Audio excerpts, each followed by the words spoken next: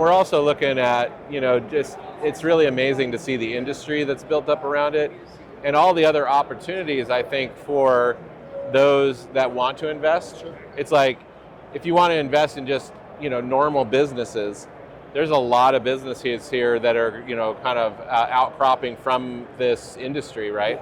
And so my wife is getting into, she's working with an investment group. Yep. And so she's walking around looking at, for those kinds of opportunities Absolutely. as well. But it's like, this is the, I'm a big historian. I've done a lot of research on projects that I've worked on and stuff, and projects that I am currently working on. And, what we're seeing right now really is the same that was happening in the 1700s, when all of a sudden everybody figured out, like, oh, hey, we could use paper to, trade. Absolutely. And we've been kind of down on paper because, well, it's kind of the symbol of fiat for us. But paper currency at one point was the new technology. It was. And so when all of a sudden you read what was going on back then, and now you see what's going on now, you're like going, oh, very, very similar time. Very similar. Yep. And so it's going to be interesting to see what the next 250 years brings. Definitely going to be interesting, and that's just kind of why I'm here. This is the best part about it. I get to learn from a lot of these guys, learn a little bit more about what I'm missing out on. Yeah.